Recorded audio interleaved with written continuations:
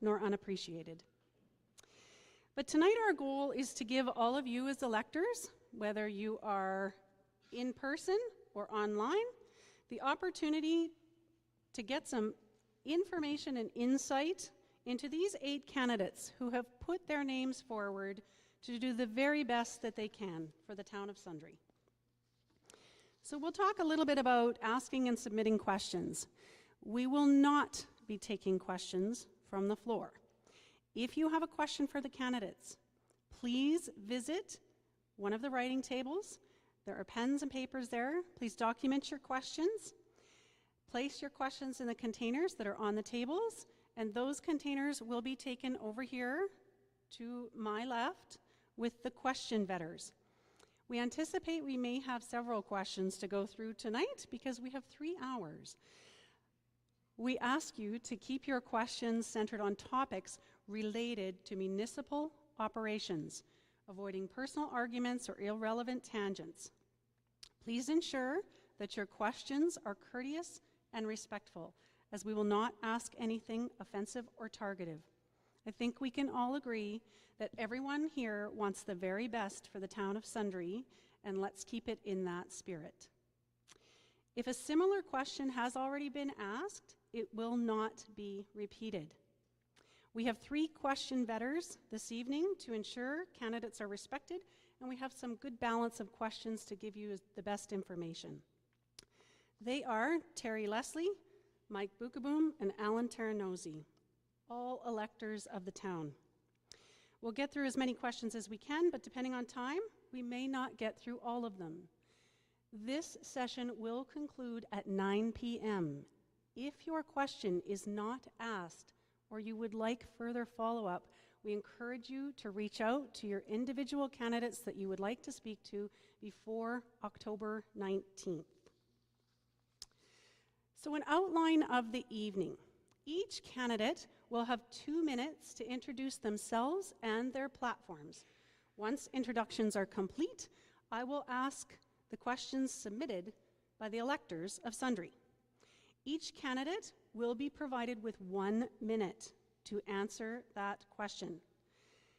Candidates will be provided with a 10-second warning. Can we hold up that sign so that... with a 10-second warning that they need to wrap up their response. Candidates, we respectfully ask, when your minute is up, please stop speaking and put the mic down. All candidates will answer the same question. Once the question period ends, each candidate will also be provided 1 minute for a brief wrap-up and final comments. Again, we have allocated up to 3 hours for this forum. We will take a 10-minute break at 7:15 and 8:15. You folks can come in. It's okay. We do have a timer at the back. Chelsea's back here timing. But without further ado, I think we're going to move on now to our candidates' introductions so that they can share their platforms. These individuals have been seated in alphabetical order. Each candidate will have an opportunity to answer a question first and last. So what is going to happen is candidate Connie will start, and we'll go through that question with all of the candidates. The next question, candidate Jackie will start, and we will go through that question. So they will all have the opportunity, again, to be first and last. Okay? So, without any further ado, candidate Connie, can we call on you to talk about your introduction and platform, please? Good evening, everyone. Thank you for coming out. My wife and I moved here in 1990, and we brought our 5 kids with us. Our family has expanded some since then. We now have 6 grandkids and 2 great-grandkids. I own a business here in town, and I have a house here in town, so taxes are front and center with me also. I umpire ball, I support the rodeo, I'm involved with hockey drastically. I played, coached, refereed, and now I'm chairman of the discipline committee for Hockey Alberta. The Main Street project, when we did it last year in 2024, came in under budget, which was great to see. And then this year, the Alberta government came in and finished the Main Street, and it looked really good. I think it's great. The water savings that we got from putting the new water lines in under Main Street and north to the bridge on Center Street have saved us 633,000 liters of water a day that has been treated and pumped. It was leaking that bad. We hope to continue it all next year, all the way up to the hospital. That's our project for the year, is to do the paving and the underground on that, and that will complete that stretch. At the hospital, we'd like to see everybody stay on board trying to get our MLAs and AHS and everybody else in the government going our direction, as we're on the top of the pile now, they say. So we hope to stay there and get a new hospital. I really don't have much more to say. Thank you for coming out, and I would like your votes, and I hope everybody votes. Thank you. Moving on to candidate Jackie. As the only candidate that has never served on the council before, I think I bring a new perspective to the table. I'm just an ordinary member of the community who cares about this town and the people in it. I do volunteer work. I no longer work anymore. I'm on disability. And I volunteer with the community through the community van, the Royal Purple, Cooking for Kindness. So I'm out there in the community and listening to all the people who have concerns and their different issues. And I just want to be their voice. And I know there's a lot of issues. For me, it's mainly, rising taxes. I know some people say, $20 a month is insignificant, but for people who are trying to keep food on the table and the lights on, every dollar counts. And there's also the issues with the seniors who, they're waiting a long time to get into the lodge and living on their own, which they shouldn't be. And people on disability as well, they need services and access to a lot of treatments and stuff that they aren't getting, and I'm one of them. I just think that I just want to be the voice of people and always keep an open mind, talk to people in the community while I'm out there volunteering, and bring things to the council so that their voices can be heard. Thank you. Candidate Sherry. I'm running for this municipal election because I believe in the open, honest, transparent leadership. Our community deserves clear communication about where taxpayer dollars are being spent. I am committed to ensuring that the financial decisions are made with full transparency and accountability. Our role is to listen. It's to hear the voices of our taxpayers and understand their needs, concerns, and make decisions that serve the best interests as a community as a whole, and not just a select few. It means making the tough choices. When those moments come, I will always explain why we made them and how it affects you. I want to emphasize there's no dividing line between residents and business owners. All taxpayers deserve a seat at the table when decisions are being made. Our community thrives when every voice is heard and considered. I recognize the importance of our senior community and the valuable contributions that they have made and they are making. Their needs absolutely matter, but I also believe that the decisions must reflect the diverse voices of all the residents, families, youth, and working individuals. I have no rigid platform items. I understand I come with a commitment to open dialogue, whether it's exploring new ideas or cutting unnecessary things from the budget. I believe council must be open to all possibilities. It's just as importantly, these decisions must be made in open, recorded, and accessible council meetings, because transparency isn't a promise, it's a practice. I will continue to be a blunt, honest, and open with all the public. You may not always agree with every decision we make, but you'll always know where I stand. Thank you. Candidate Todd. Give this a roll. My name is Todd Dulkey. We been in town since 2012, 2013. Business owner, raised our children here. Yeah, I was asked to run for council one more time for a third term, and I'm quite honored to. Unfortunately, Sherry stole my speech. But yeah, that's pretty much it. We're here to work for the community. That's about it. Thank you. Candidate Todd, or sorry, that was Todd. Candidate Paul. Well, thanks for coming out, everyone, and wish each candidate good luck in this election. I'm Paul Isaac. I'm running for Town Council in Sundre, and I'm asking that you vote for me. Having been on council presently, I am willing and ready to continue representing you as your councillor. Presently, I am the sales manager at GTI here in Sundre and Caroline, and have been for the last 4 years. I have also worked at Clear Rush Co. and Cook Fuel here in town. What brought me to Sundre area was when I became the executive director at Camp Evergreen. I moved here in April of 1994 and have lived here for 31 years. I moved here from Manitoba and started my career as a crisis counselor with emotionally disturbed children, physically, sexually neglected, abused children and their families. I started this in Toronto, then back to Winnipeg, and a bit in Brandon. I am married to Brenda. This last summer was 44 years. We have 3 married children, all living here in Alberta. We are very proud grandparents of 11 grandchildren. Both Brenda and myself have volunteered in school sports and also minor sports associations such as baseball, hockey, gymnastics, volleyball. I have been active in umpiring baseball and reffing hockey for around 30 years.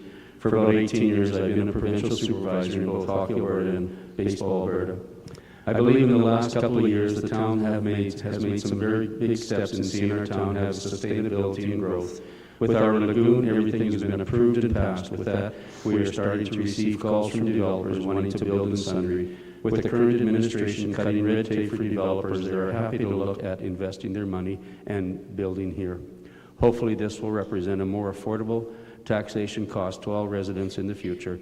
But we are not done yet. There is still more work to do, and I'm willing to stay involved to make this happen. I will continue to listen to your concerns and questions. Mr. Sharp, please never stop talking to us. This really isn't us. With residents and councillors talking to each other and listening, it isn't us. After having been on council, I'm willing and ready to continue representing you as your councillor. Thank you. Candidate Jamie. Hello, my name is Jamie Marr, happily married for 20 years and the proud mom of 3. Sundre has always been close to my heart. My grandfather, Reed Chipman, taught at the high school back in the 70s, and my grandparents, Dot and Roy McCartney, were longtime custodians of this school back in the 80s and 90s. I hold a university transfer diploma in secondary education, a BA in social science. My career has been diverse. I worked in the oil and gas industry while I was in Calgary, and I was also the volunteer coordinator for Alberta's southern region with Canadian Blood Services. When I moved to Sundre, I was first employed with the fire department. I had the privilege of working under Fire Chiefs John Weitzel, Ross Clues, and Marty Butts before moving into community services, where I managed facilities and community events. After retiring from the town, I did become the executive director of the Sundre Museum and have transitioned now into pharmacy. Volunteering is a really important part of my life, and I currently serve on the board of the Sundre Youth Justice Committee and the Sundre and District Cemetery. Sundre is more than a place where I live. It's where my roots, my family, and my future hopefully are. I have established already amazing connections while on council, and I know that my advocacy will elevate the voice of the Sundre residents here to the province. And I see Sundre as a place where all generations thrive. I am, as a candidate, committed, capable, and I've already proven I'm council ready. And I still have time. Intergenerational connections, holistic community health, responsible planned repair and replacement of town-owned facilities, 4-season tourism, passive and active green spaces and facilities, the expansion of our memorial program, utilizing the town's GIS system, responsible growth and in the residential districts with diverse housing types, and a celebration of our community culture. Thank you. Candidate Owen, please.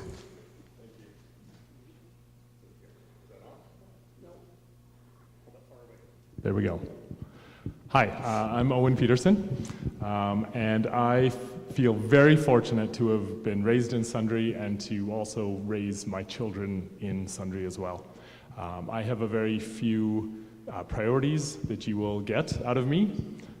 Number one, you will get an unwavering support for Sundre Futures Committee and their aspirations for a new hospital in Sundre, and an ever-increasing level of care in our tiny town. You will also find in me a support for our policy of pristine in and pristine out when it comes to water. Sundre is right on the Bearberry Creek and the Red Deer River, and that is the lifeblood of our town and needs to be protected to the greatest of our abilities. You will also find in me someone that supports recreation a lot. And when I say recreation, I mean not just our facilities, like the arena that the town owns, our partners in recreation like the curling rink, the aquaplex, but you will also, a big part of recreation for me is our trail system, which we work with our partners at Bike and Ski Club to our paved trail system and our sidewalks. I commute on my feet a lot, and I really want a really robust trail system, sidewalks, so that we can be healthier and more active and happier people. You will also find in me that I will continue to support major infrastructure projects that we've worked on hard for the last 4 years, of making sure that the pipes in the ground are ready for growth, ready for many generations in the future. So if elected, I will continue to support our tax dollars, making sure that the pipes in the ground are fixed and ready, and the roads are slightly smoother than they are now. Thank you. Candidate Rob. Hello, my name's Rob Wolf, and thank you for coming out. I would like your vote to help building our future for the next generation together. My family and I have lived in Sundre for almost 20 years. I have volunteered for various organizations over the years as a way to give back to the community. I've been passionate about how I could make a difference to the town of Sundre and what I could do to help make Sundre a better place to live, to grow a family for new and current residents. So in 2017, I ran for council. I was honored to serve you for those 4 years, and that is why I have decided to run again, to have the privilege to work with you, to be part of the continued growth of our community, and to be your voice on council. During my first term, I took pride in always basing my decisions on what is best for Sundre and the people I serve.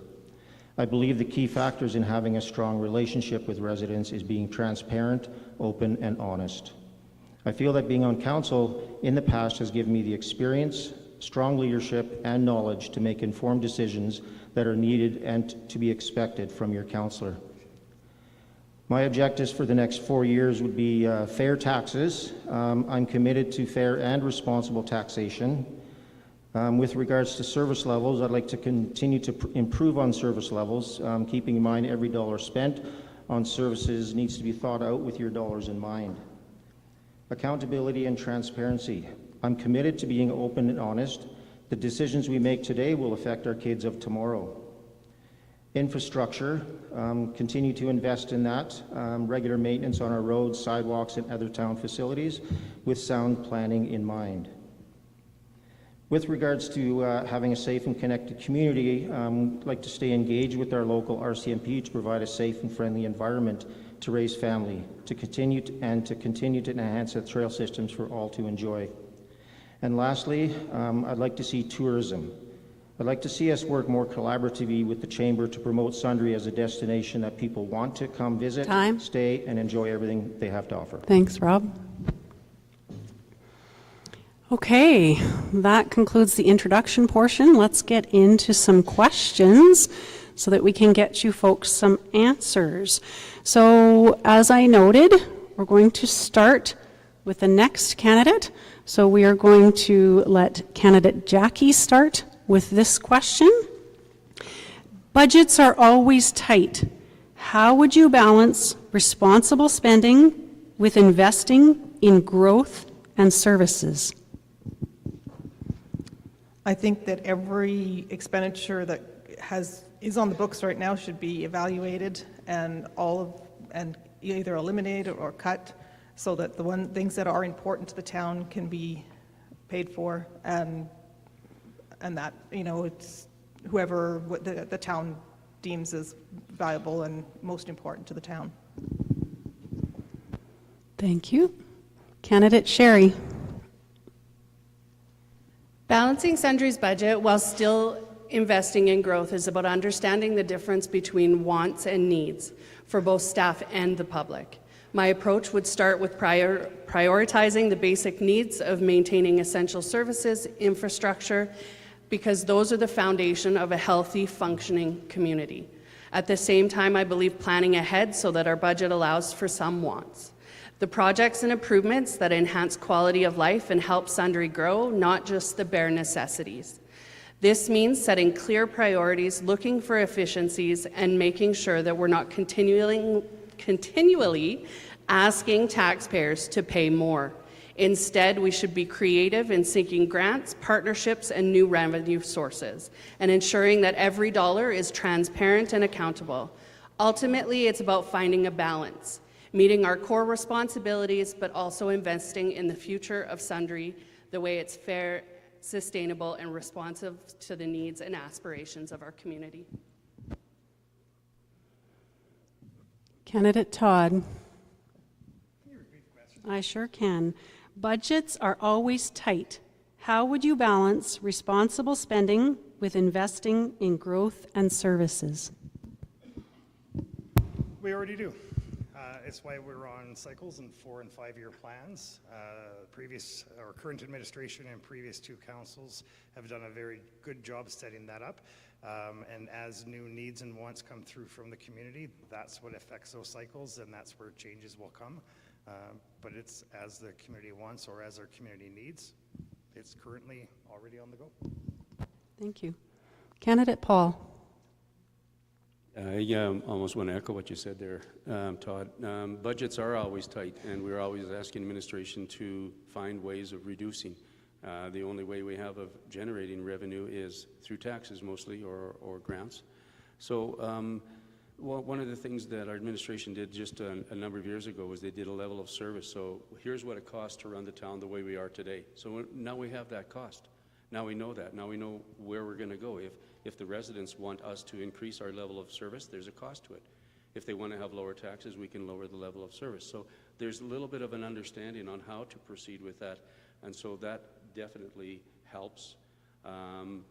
With growth, there comes developer costs, and they have to put into some of the growth that happens. So there's a balancing act between developers. I see 10 seconds. Developer, and also then how do we balance those books? Again, as Todd said, with a 4-year budget, we've been coming with a surplus each year because we have spent less than what we budgeted. Candidate Jamie. Responsible spending, it's large scale going down to small scale. We have the foresight and the planning through our development models. They're living documents, so that helps us plan now for the future. We have a level of service document. We also have a pay-for-use policy, which I think is helpful. New development will always pay for new development, so that affects the new regions, not our current town tax base, which I think is very important. Sundre is known for trying new things, and I think that makes us unique. We're always a pilot project, sometimes frustrating for people, but we're known to try new things, and I think that we should continue doing that, and I hope that we do. Grants and partnerships, absolutely. Our town administration has been amazing at providing us numbers. We budget for those numbers. They're also writing grants, and more often than not, we get the grants. Our capital planning, short-term, medium-term, and long-term, has been amazing, and I think if we continue to do what we're doing, we're going to be successful. Thank you. Candidate Owen. Thank you.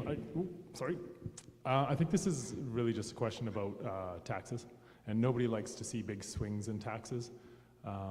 We all want the level of service and the things we get from that. I like stability. I think we need to understand that Sundre is growing very quickly right now, and I think we need to understand that with that comes a little bit of cost.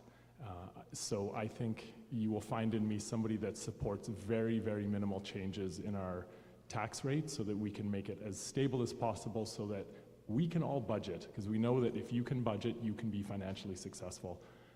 And it's going to be the responsibility of the council to just keep some stability in our town. So that's what you will find in me as a candidate. Thank you. Candidate Rob.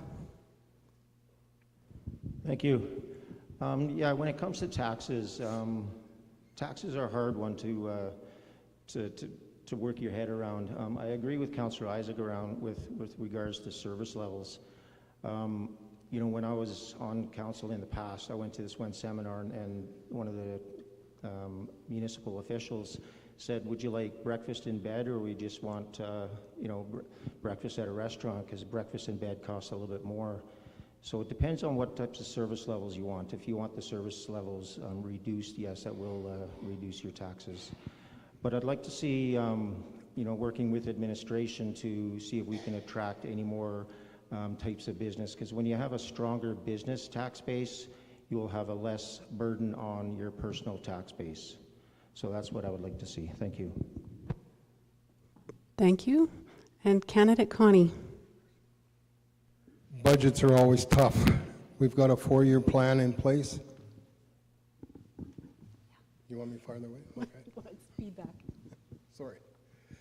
Budgets are hard to handle at any level, and this level is quite intense because it's a large budget and you have to work on it all the time. Like Sherry said, it's a live document. It changes constantly. We're forever adjusting it, but it's got to be balanced with the service level that you want to attain with your income. You've only got so much income and you can only spend so much. Thank you. We will move on to question number 2, and we will start this question with candidate Sherry.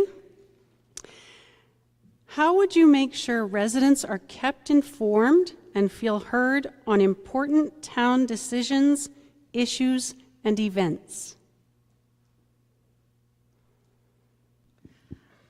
I would advocate for open door sessions and listening events. Council members should host regular opportunities for the public to ask questions, share their concerns, and offer ideas. Twice per year is not enough. This builds trust and ensures that council hears directly from those affected by its decisions. Transparent decision-making. When confidential matters arise, council should explain why the privacy is necessary. I have heard all too often that council is always going into in-camera sessions, and it makes the public nervous. Feedback loops. After major decisions, council should report back on outcomes and next steps and invite feedback on what worked and what could have been improved.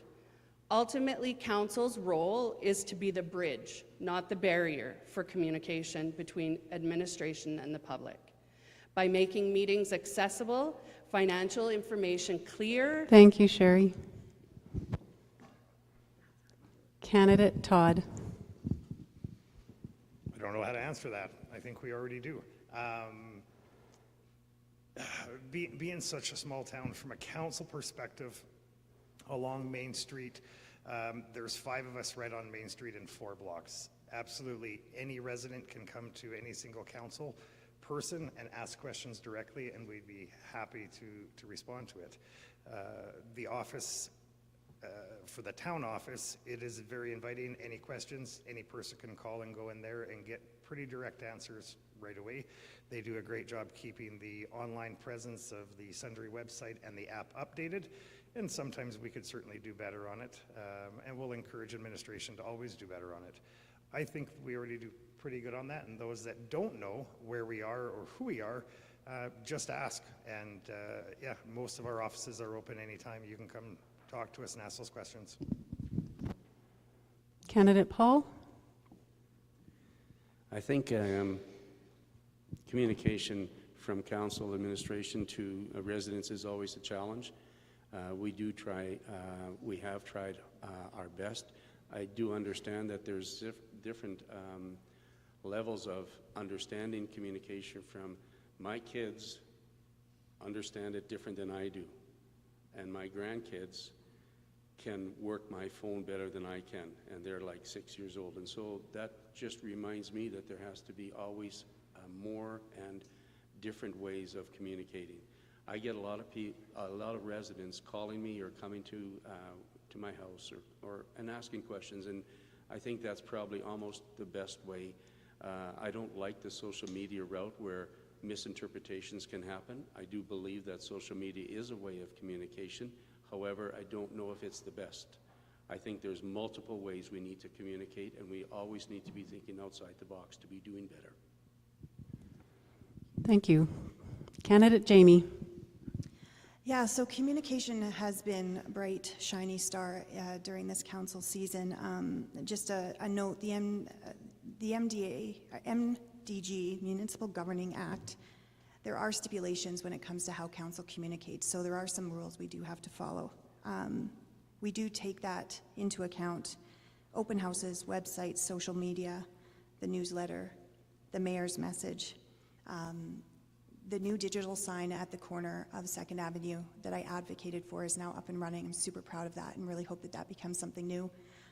One-on-one, make us work. You hire us, we are supposed to work. So texting, messaging, calling, that's what I would hope that our residents would want to do.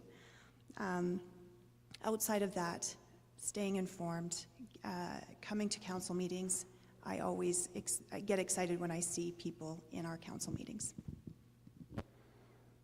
Thank you. Candidate Owen. Yeah, communication has been so wildly changing over the past few years. As someone who is classified as a millennial, I guess, and didn't see my first cell phone till I was in grade 12 and didn't really grow up with that, and all the wild things that have happened since in the world of communication, I think we need to continue to evolve. We also have the benefit of living in Sundre. We're in Sundre. There's 2,800 people here. You can find your counselor really easy. You can call them, you can find them on the street or in their business, and all of the information that I have seen from this last term of council is available. Sometimes you have to dig a little bit on the internet to find it on the website, but it's there, I promise you. That being said, yeah, I don't know what the future holds for how communication is going to change, especially when Google Glasses come out, but we need to adapt to that and make sure that all of us understand what's happening. Thank you. Candidate Rob. Yeah, communication's a tough one. You know, there's a fine line between being transparent and you know, talking about confidentiality. You know, social media, I agree that social media is the thing going forward, and I think we should be doing more, if possible, to get out there. You know, we're in a very diverse community where we have, you know, we have an older population versus the younger population, so we still need to cater to everybody when we're communicating our stuff out there for people. Yeah, sorry, that's it. Okay. Candidate Connie. Communication is tough. There's so many ways of getting it out there, and a lot of it is misinterpreted. Like Todd said, there's lots of us along Main Street. Stop in and see us, ask us a question. We'll get the answer for you and get back to you. Thank you. Candidate Jackie. I just think that everybody should be coming out and keeping all councillors accountable, coming to the meetings, talk to them, emails, everything. As Sherry said, we need to be kept accountable so that everyone can ask the questions, give their feedback, and be included in the decisions that are made for the town. Thank you to all of our candidates for that. We will move on to the next question, and we will start with candidate Todd. The town has completed a lot of projects with very small increases to taxes and put in place a number of best practice policies and procedures. How will you ensure this practice continues? What do you think the legal role of the council member is in regard to governance and operations? Do you want me to read that again? It's a big question. Okay. The town has completed a lot of projects with very small increases to taxes and put in place a number of best practices and policies and procedures. How do you ensure that practice continues? And what do you think the legal role of a council member is, specifically with regard to governance and operations? We only do governance, we do not do operations. That's not in our wheelhouse. We say yes or no to the project and how to fund it, not how to do it. Certain specifications are well out of our wheelhouse, and that's not what council does. As for the first part, do nothing. We're going to continue as we are, continuing with the same policies, and as changes come, then changes maybe need to happen to such policies, but we're going to continue being responsible with those funds, not to overspend, and not to take debentures when not needed. Yeah, no, we're doing as we should. Thank you. Candidate Paul. Well, one thing I think that has helped our managers with their budget lines is by putting together a 4-year budget plan. They have projects each year, and they have a budget for each year, and sometimes certain projects have to be shifted from one year to the other year, but yet they are held to the line with their final budget of 4 years. So some years something might be spent more, where the next year or one of those 4 years they have to spend less. So I think in that way we can keep administration from going over budget, which would result in higher taxes. Having a 4-year plan helps, other than just each year coming up with a different plan. So I think that will definitely, I think, benefits us. Thank you. Candidate Jamie. Yeah, this is a big question. The town of Sundre currently has some really amazing policies and practices in place. We learn about them during our spring and fall workshops. I think how we want to keep continuing, like doing this or getting better, is by reading the second agenda each month when we are provided a department report. That report to me is important because we get to hear from each department manager specifically on what they're working on. Areas that we see keep popping up allows us to then ask our administration what's going on. I also think that legally, as a town council, we have a legal department that we can rely on, and we utilize that typically through our CAO. So I think having an educated CAO helps us stay inside our lane and outside of the sandbox, which we're not allowed to play in. Thank you. Candidate Owen. Sandbox, love it. So this, I think, going back to my other comments of stability, municipal politics has the benefit of being able to be stable, whereas in other levels of government can be quite raucous, where they go crazy, as we all know. But in municipal politics, when we do these budgets, we can really create stability for the ratepayers, for all of us who are paying taxes, and that's really important to me. Not big swings up or down in taxes, but to just stick to what we do best in municipal politics, which is making sure your water is clean, making sure your waste is removed, making sure the parks and the roads and all of those really core things are maintained really well. I think this question was a low ball about how great we did on infrastructure, but anyway, stability is important. Thank you. Candidate Rob.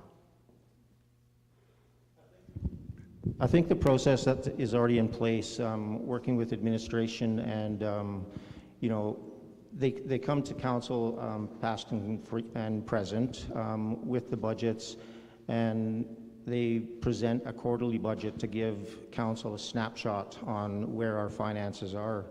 So I think that's a good policy that we have currently right now, and I don't think that it's something that we should be maybe touching, maybe tweaking a little bit to see if there's anything that, if we're overspending in one area, where can we make those savings in another area? So I think having those quarterly financial reports is a great help. Thank you.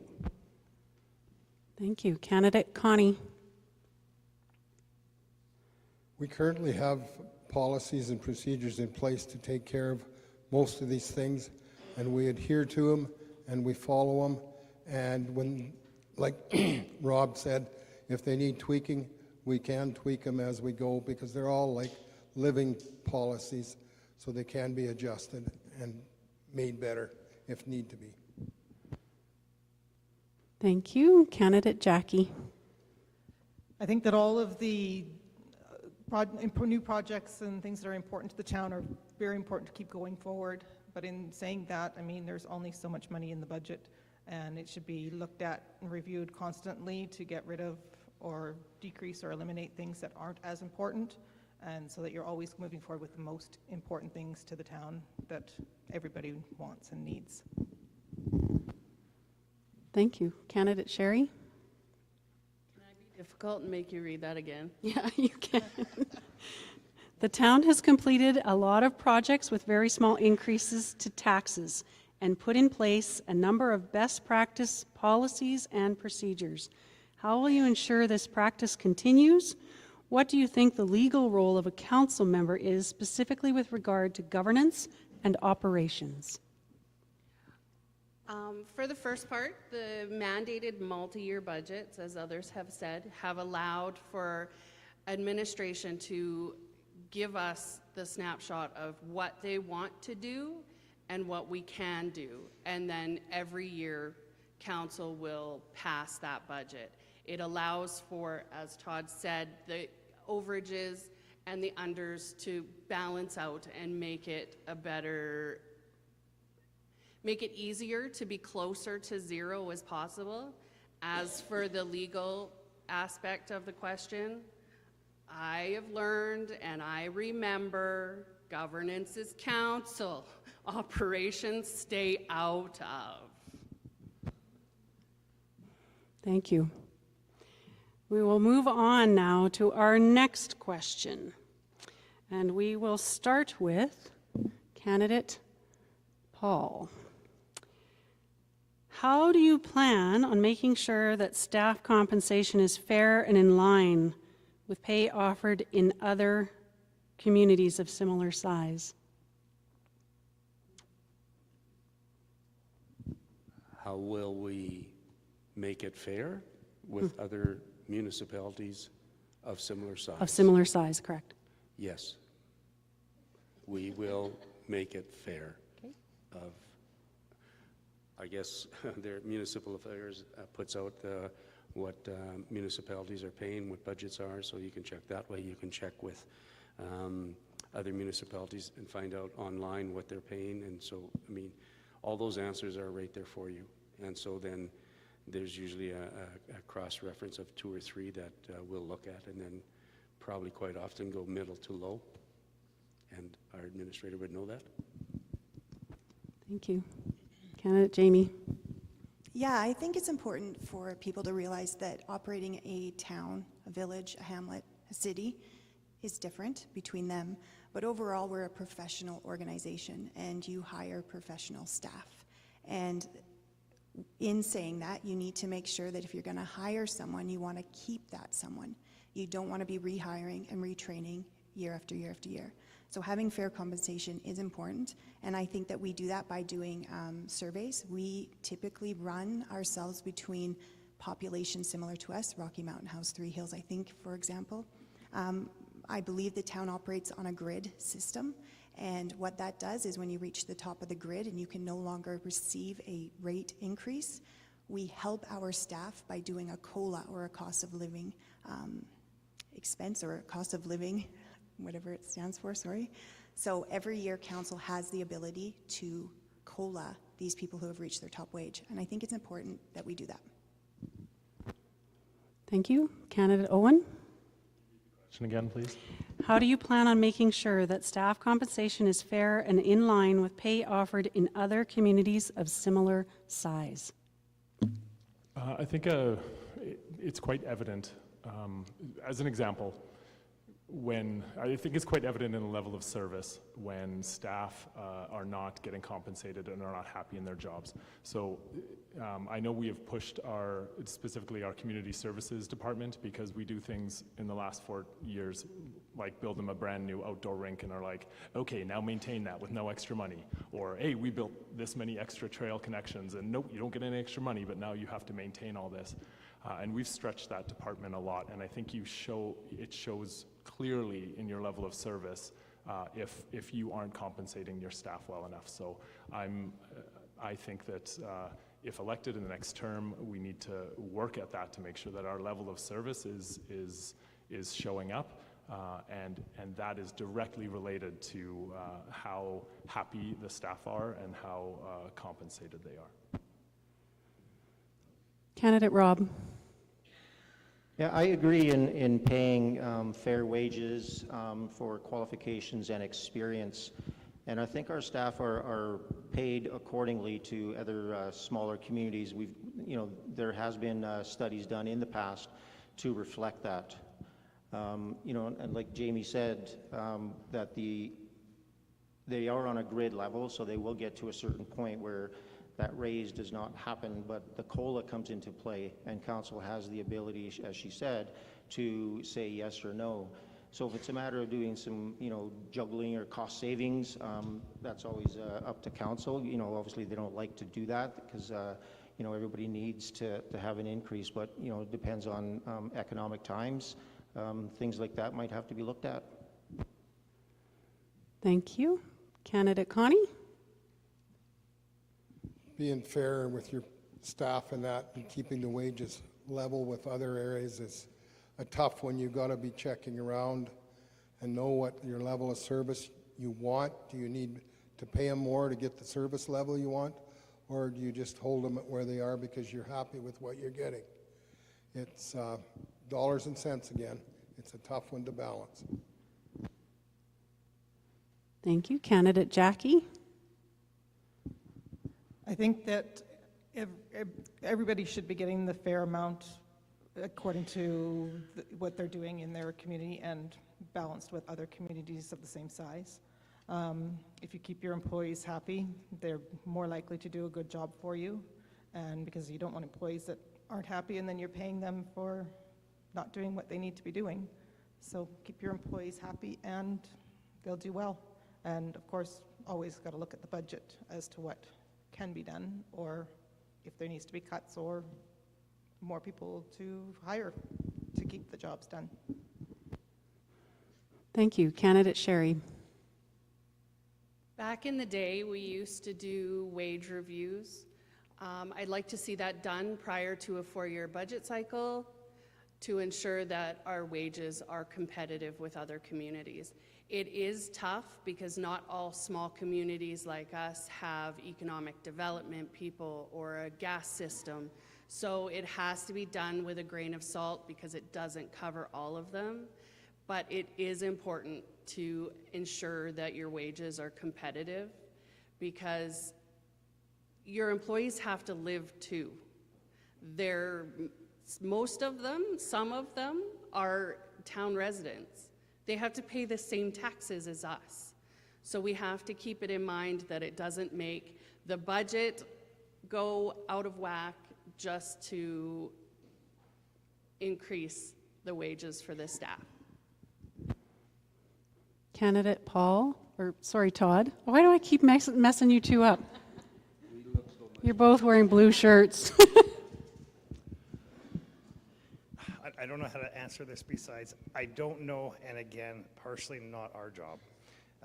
We have one employee and only one. We oversee that employee within the town. I would say that depending on where this question is coming from, if this is meaning that from our town employees, they feel that their wages aren't equal to those of our surrounding areas, then we need to look at that through our single employee and to ensure that each of those are reviewed and a proper grid is back in place. But again, that's administration's job, not ours. And it's not our job to go policing employees' wages. What we need is those employees to be able to come forward to their managers, supervisors, the CAO, et cetera, to ensure that we are on target. Thank you. So we will start this next question with candidate Jamie. With all of the recent changes to legislation, What is your plan for tackling the steep learning curve for your role as a municipal councillor, whether you are a new councillor or not? I'm the first one. I like to take notes, so this is on the fly. The MGA, this document, when I was first elected, June 2021, has changed, I think, twice. Apparently, there's some more changes happening. There's no possible way that I can read through this and memorize it and understand what's going on. So preparing myself for the role as an already elected person wanting to come in again, I'm going to have to rely on our administration. There's an organizational meeting that every councillor gets when you're elected. That's going to give us all the information. Plus, you do have to do your own research. So you have to get online, you have to read the new bills, you have to ask questions. And that happens organically. As a brand new councillor, I think I can speak safely and say that the first year is a steep learning curve. You are listening and you are watching. And I think if you do that, you will be successful. Thank you. Candidate Owen. Reading all of the things all of the time. I remember before I was elected, long before, our previous mayor came into my place of work after a meeting and dropped like a 140-page agenda on my table and was like, "That's what we just did tonight," and then I read it. But I think you just have to keep reading all of the things, and it's endless. And you don't read for fun anymore, unless you like bylaws. Candidate Rob. Yeah, there are a lot of programs out there that you can sign up to, and luckily a lot of them are online. And that is my intent going forward, is to do as much knowledge-based learning as I can. When I first went on council the very first time, as Jamie said, it's a huge learning curve, and it's a steep learning curve. And I wish I would have done more at that time, but I did learn a lot, just hands-on when I was on council. But my intent this time is to do as many courses. Once somebody gets elected, you have the opportunity to go to, I don't know what it's called now, it used to be called AUMA, and that is a good starting point for a new councillor to go to. But there are plenty other ones out there, and my intent is to sign up for as many as I can. Thank you. Candidate Connie. Yes, there is a lot of reading, and it comes all the time. Every council meeting has lots of agenda to it, so we read all the time, and you have to stay on top of everything, and it's changing all the time. I've done more reading in the past 4 years than I did, I think, in the rest of my life. Candidate Jackie.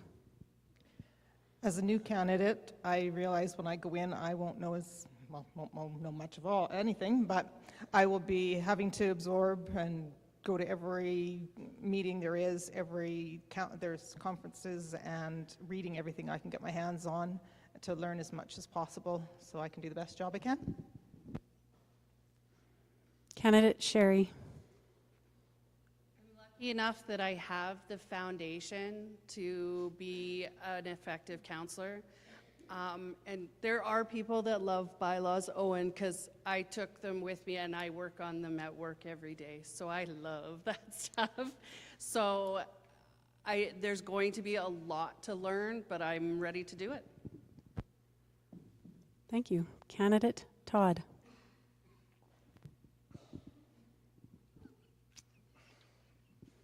Not a whole lot, and ask ChatGTP, I guess. No, you ask somebody who knows if you don't know. That's it. I'm not quite sure what the question is asking when it references the change in the MGA, so I'm not quite sure what the ask is here. Do you want me to repeat it? Sure. With all of the recent changes to legislation, what is your plan for tackling the steep learning curve of your role as a municipal councillor, whether you're a new councillor or not? Oh, nothing. Been here 8 years. I'm good. Okay. Candidate Paul. Well, every year, every term, there's always new legislation, and so MGA, Municipal Affairs will contact every municipality to say these are the courses that every candidate needs to take by a certain time to help us be properly informed so that we don't get ourselves into a legal battle. I'll give you an example. When I first term, Connie Anderson calls me and says, "Hey, Paul, the town didn't get the snow by my driveway, and nobody can get in on my yard. Like, what's going on?" So I drive down there and I look, I go, "Oh." So I go down to the operations guy, I say, "Hey, there's snow in front of that business. Can't you go move that grader and clean it up?"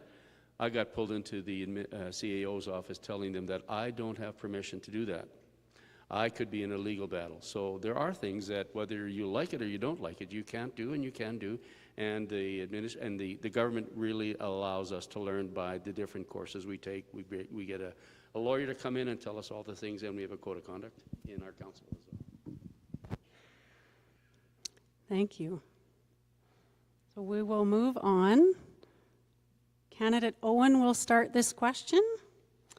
What do you believe is the major challenge facing the municipality in the next 4 years? I believe our biggest challenge as this municipality is growth. I think that you don't get to control growth. You don't get to control tourism. All you can control is being ready for them by getting your infrastructure ready, getting your policies and your bylaws ready, which a lot of headway has come in the last 2-3 terms on this council. But I think that we are going to see some growth. You can see it in the numbers already in the business and building permits numbers that have been coming out. I just think last week in the newspaper, it's significant, and we need to be ready for that. And I think it's going to be a challenge that is coming. Candidate Rob. Our biggest challenge, I think, is the unknown. We don't know what the future holds. The only thing that we can control is what we do here in our town, in what administration will present to us in the form of a budget. So that's a pretty tough question when, yes, there's always challenges, and challenges do come up throughout these 4 years. So you face them one-on-one as they come up. And I think that's the best process to do that, is to just face it head on when they arise, because challenges are unknown. Thank you. Candidate Connie. Well, we've got to grow as a town to survive, and there's a book out called The Little Town That Can, and I'd like to see Sundre be the town that can. It's growth has got to come, and we've got to be ready for it. So that means getting the infrastructure in place, ready to go, and welcome the people here. The red tape has been cut out, so we're ready. Candidate Jackie. Yes, I think that the biggest challenge is definitely growth and where the money is going to come for the growth and the budget. But we need to have growth to grow and improve in our town, and invite people in to come and join this town that I came to 4 years ago and grew to love and care about the people in the town. Thank you. Candidate Sherry. There's different challenges that council comes across when they're in this seat for 4 years. It depends on what your definition of a challenge is. I think the biggest challenge that facing Sundre right now is rebuilding the trust in local government. Over the past few years, we've thankfully been able to be on the path to upgrade our infrastructure, which is essential for our community's future. But the issue of trust isn't unique to Sundre. It's something we're seeing across the province and across the nation. I hope to be a part of a council that focuses on transparency, open communication, and genuine engagement in residents. By making ours and following through on our commitment, we can start to rebuild that trust that's so vital for effective local government and a thriving community. Candidate Todd. Can you repeat the question? Sure. What do you believe is one of the major challenges facing the municipality in the next 4 years? So the municipality as an organization, our challenge is in order, or for us to keep our current levels of service at the current cost. With all the pricing and changes that we've had in the world, everything costs a little more, and we need to do something to keep the town from having to pay for those equal services. For the municipality as a whole, the economic diversity we don't have, we've had that same challenge for 4 years, and it's going to go for another 10. We've lost businesses, trucks, industry.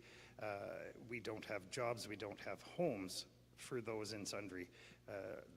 The same children don't have places to stay and live in Sundre. You have to move away.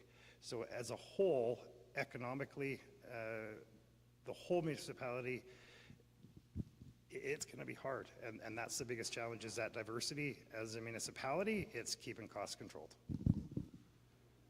Candidate Paul. The municipality's had a huge challenge with having any growth because of our infrastructure and our lagoon system. We were very fortunate due to our CAO finding this new technology, which has now been passed and approved. We've had municipalities all across Canada calling to get in on it. What the new infrastructure undergrounds, were probably one of the very first few municipalities in Canada, Western Canada for sure, that is probably, I would be guessing, I won't even say it, a lot of our infrastructure will be completed undergrounds in the next year to two, which allows our lagoon system to be at a capacity of around 7,500 people, which now we can now tell developers we're open, which they are calling. So I think the next challenge is exactly what Owen said and probably what Rob said. It's growth, but it's also unknown. How is it all going to roll out? Candidate Jamie. So I have two answers for this one. Of course, growth. I think that the council addressed it with the underground infrastructure project and our 10-year capital plan. We've started planning for the future, and if we keep that, that's going to help alleviate the birthing pains or the growth pains. I also think that the wastewater treatment plant, now that we have it, we can expand population-wise, which we wouldn't have been able to do had we kept the old system, and legally we had to change it. We've been identified, small towns like this, we've been identified by Travel Alberta as a destination place. They want experiential tourism, and so Sundre has been picked out as a place to come and tour. We're going to get more tourists here. Indigenous tourism has peaked in this province, and Sundre has a role to play, sitting on Treaty 6 and 7. And the Mountain View Regional Film has addressed that as well. So I'm excited about the growth. We don't need to be afraid about it. We've planned. Thank you. Okay, we'll move on to our next question. We are going to take a break after this at about 7:15, but we will start with candidate Rob. What are your plans to respond when individual taxpayers raise concerns? What are your plans to respond when individual taxpayers raise concerns? My response to individual taxpayers when they would respond is to find the answers that they're asking. You know, it may not be an answer that I would have readily available to me, but I would be reaching out to administration and getting that answer. If I can't get that answer, then I would communicate that back to them as soon as possible, and then, you know, hopefully at some point we would get the answer that they're looking for. And it might not be the answer that they're looking for in their mind, but at least it's an answer. You can't ignore a concern that a resident has. You have to respond to it. That's first and foremost. Thank you. Candidate Connie? Well, if a ratepayer came to me and wanted a question answered, I would do my best to find the answer for him, whether it came from me or from the CAO or from our accountant. I would find the answer for him. That's the best thing you can do for him. Candidate Jackie? I agree with Connie. We should be finding the answers for anyone who has a question and be open to listen to any concerns or questions that people have. And if you can't find the answer, bring it to the council and let them discuss it and get back to them with the answer that they're looking for. Thank you. Candidate Sherry. I would answer it if I had the answer. If I did not have the answer, the town of Sundre does actually have a very good concern form system, but not everyone likes to go on the website and fill it out. So I would do what I did last term and the term before is I have printed copies of said concern form, and I sit with them and we'd write it out exactly what they were concerned about or the questions that they were looking for, and I would take it to the office for them.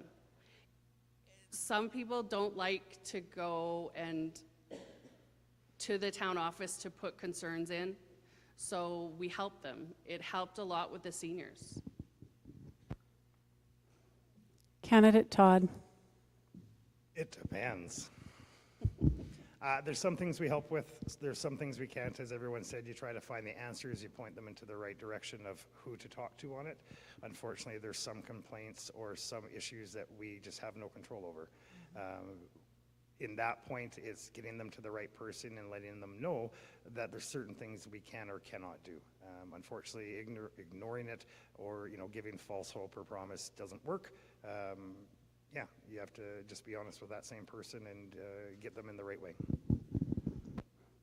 Candidate Paul. Too much more to add, but I do think it's important that when residents have questions, that they contact us or they communicate if there's a problem on their street or something that's affecting another resident. There's a way the administration can deal with that. Whether they do that form or whether we help with that, it doesn't matter. Just you guys have to just keep asking, and I'm always open, and I love those questions. Sometimes the volume is high, but I still love those questions, and I'll answer it just like Sherry said. If we have the answer, we'll answer it. If we don't, we'll find the answer. We'll get it to you. Might be not what you want, but we'll get you the answer. Candidate Jamie. Yeah, so when somebody comes to me, I note it and then I share it. Pretty simple. We may have the answer for you right there, but I think it's important to note the concern because maybe the answer is still not the answer. So I note it, I share it. I'm really trying to make sure that we have consistent messaging.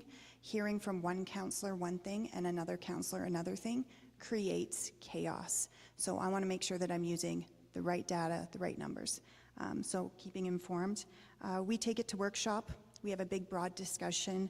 We can often get our administration staff to look at the dollars and see if it's feasible, if it's something that's new. And one example of this, the concern forms, I was really pleased that the library was able to take a bunch of our concern forms and leave them at their desk. A lot of our residents use the library, and they can fill that concern out there, and our ED there takes it to the town, which is lovely. Candidate Owen. In my experience, when concerns come in the last 4 years when I've been on council, there's been a varying degree of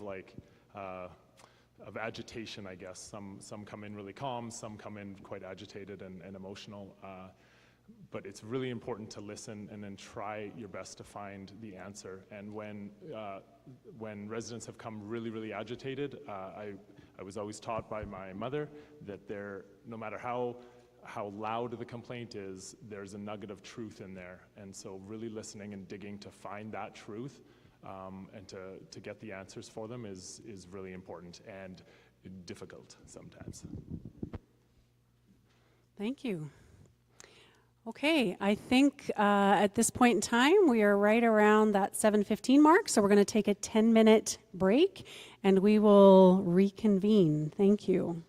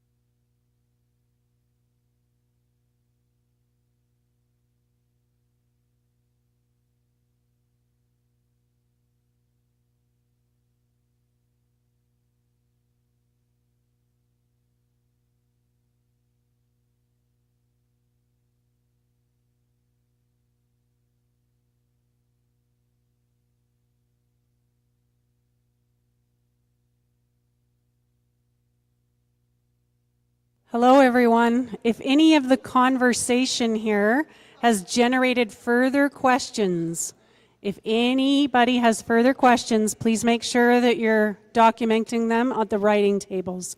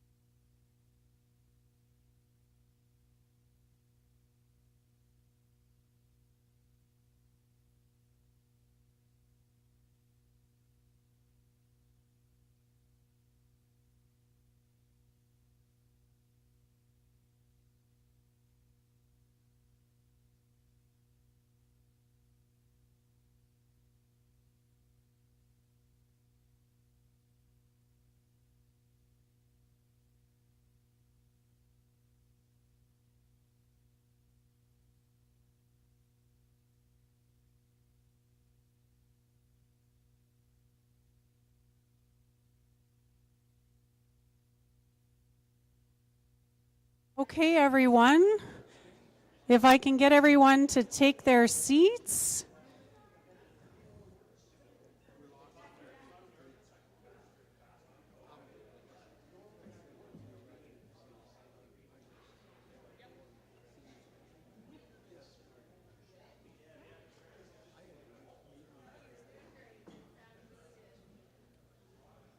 So lucky.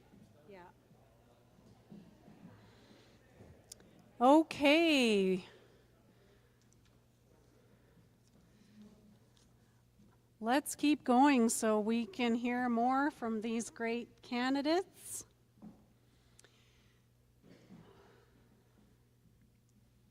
Make sure that I'm where we're restarting.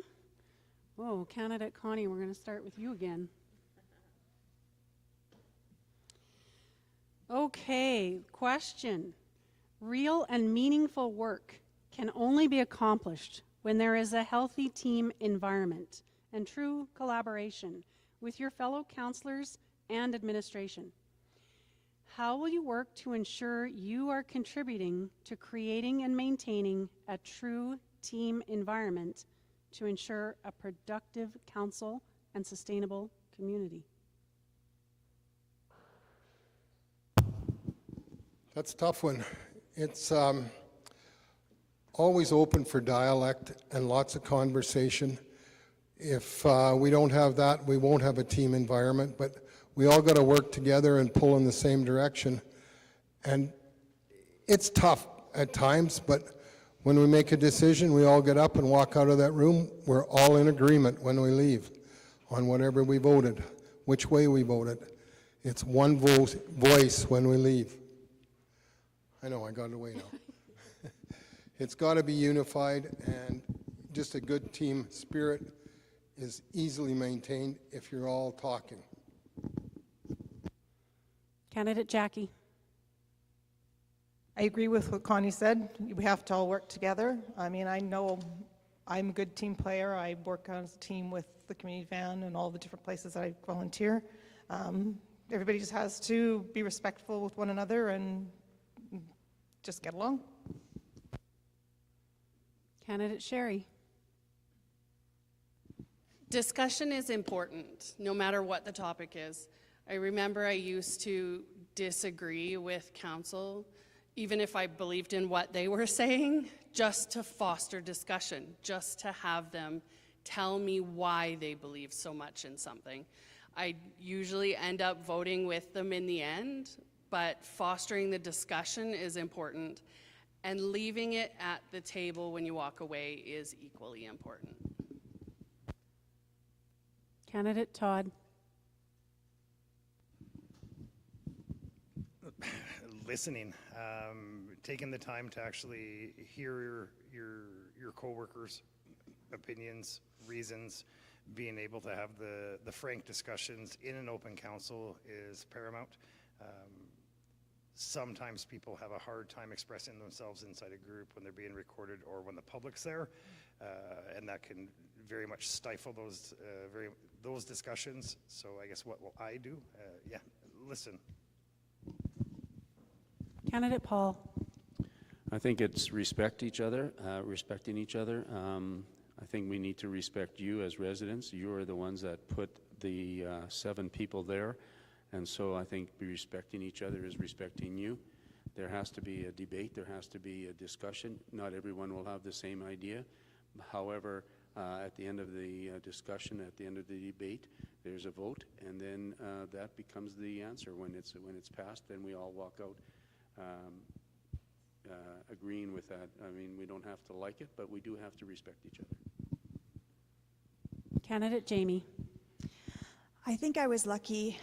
This last term was my first term on council, and I have to say that there was a lot of collaboration and discussion with the council that we had. There were disagreements and there was debate, but we kept business at business, and then we networked. We got together socially, and I think that that helped build the family, and I would like to see that continue in this term. I think there's I think I think we should all be a little bit humble, every single one of us. We all have different backgrounds, we all have different skills. I think having some humility will go a long way in finding respect when you're working with your councillor peers, the mayor, and of course your administration. One-on-one conversations with the CAO, I think, are important. You can be very blunt and ask the hard questions, and she can help direct you in how to find those solutions as well. Candidate Owen. You read the question, please. You read the question? Real and meaningful work can only be accomplished when there is a healthy team environment and true collaboration with your fellow councillors and administration. How will you work to ensure you are contributing to creating and maintaining a true team environment to ensure a productive council and sustainable community? I will work with a lot of things that have already been said, with respect for everyone that sits at the table and respect for the decisions that get made. And I will also bring, after those decisions are made, even though you're not seeing any humor here, I can bring that, and a lot of patience, because there's some really difficult decisions we got to make, and after it we have to let go of that and laugh a little bit and keep moving forward. Candidate Rob. Yeah, I was sitting with 7 people that have all possibly different personalities. Sometimes can be a challenge. So you got to go in, you know, like it's been said, with respect, go in with an open mind, and listen to everybody's opinions, listen to everybody's debate or what they have to say. You know, you may think one thing and it's in your mind that, you know, that's the way I want to see it, but, you know, after you hear the debate, you got to be open-minded and listen to everybody, and they may change your mind. But yeah, just being open-minded, respectful, and just listening. Thank you. Thank you. We'll start with Jackie. What do you think about bike lanes, even just one down Center Street next year when the road is repaved? Personally, I think bike lanes are wonderful. It keeps people safe, especially down Center Street where kids are going to school. Of course, what I think doesn't really matter. It's what everybody else in the townspeople think. It would have to be discussed, and whatever most people want is what should be done. Candidate Sherry? Bike lanes are important for safety of all of our bike riders. I personally probably will never use it, but I do support it. We have a lot of kids riding on Center Street to go to school when they're school. It's definitely something that we should look at. Candidate Todd? I don't know. No idea. A bike lane on Center Street sounds like it could be good. I don't know if it's wide enough. I don't know if we have the space for it, the usage for it. We have a lot of paved pathways, sidewalks and such. So yeah, unfortunately, I don't know. We would have to see if our infrastructure could support it and then go from there. Candidate Paul? In order to answer any question that has a cost to it, I guess I wouldn't really answer that until I would find out what the cost would be and what the upkeep would be, and bring that information back to the residents, so to speak, and say, is that something you want? But it's a question that's never been asked of us. Maybe after today it might be, so it might be something that we have to investigate. Candidate Jamie? So when I first moved back to Sundre, we didn't have a set of lights. It was a 4-way stop, and I moved here from the city of Calgary. And I followed a gentleman that didn't know how to use that 4-way stop while calling the police on my phone to let the police know that I was following an individual who didn't know how to use a 4-way stop. Bike lanes. That would be very interesting, educating our community on how a bike lane is used. I cannot tell you that I myself know the proper use. Our mental health in this community is important, and I think getting out on a bike needs to be addressed. I don't know if bike lanes are the solution to the problem, because I just don't have the information, but I would giggle at the bikers and the experiences they currently have and probably will have in the future if we had them. Candidate Owen. Yeah, I would, paint's cheap. I would definitely support a bike lane down Center Street. However, I would be more inclined in my ideal Sundre to be in support of a robust, well thought out paved trail system. And we already have a lot of that in Sundre, and every year for the past, well, before my term, there has been $20,000 to $50,000 a year spent on connecting our trail system together to make it more accessible for, if you want to bike on it, you're pushing your stroller on it, you're walking on it, separate from the road. That would be my ideal world, but I certainly wouldn't be, I can't see why I would be opposed to a painted bike lane down Center Street. There's lots of room. Candidate Rob.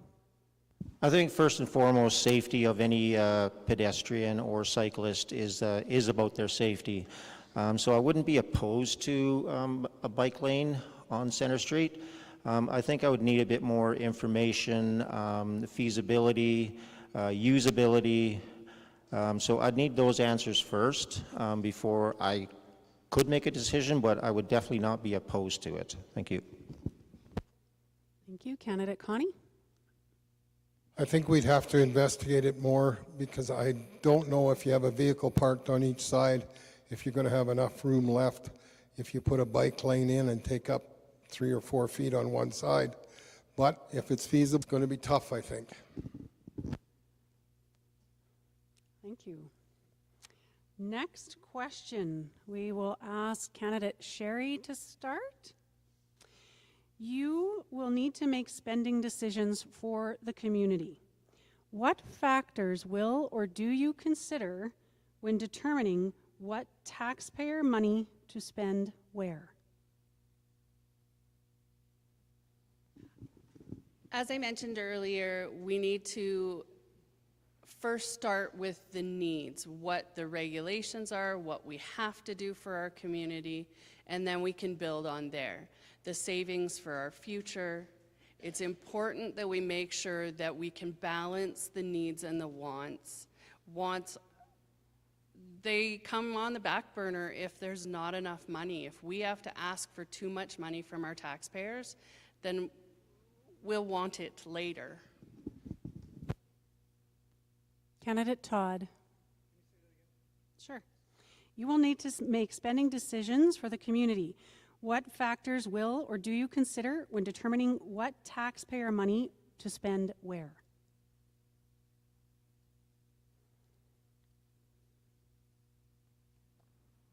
Oh, there's a whole bunch there. Yeah, wants, needs, requirements, total coffers, how much we have tied up in current borrowed money, how much we have in savings, how much we have in reserves. We look at all aspects of the financials before we go ahead with a project. So I'm sorry to be so vague, but we look at everything. Candidate Paul? Well, I guess having a 4-year budget definitely helps us. I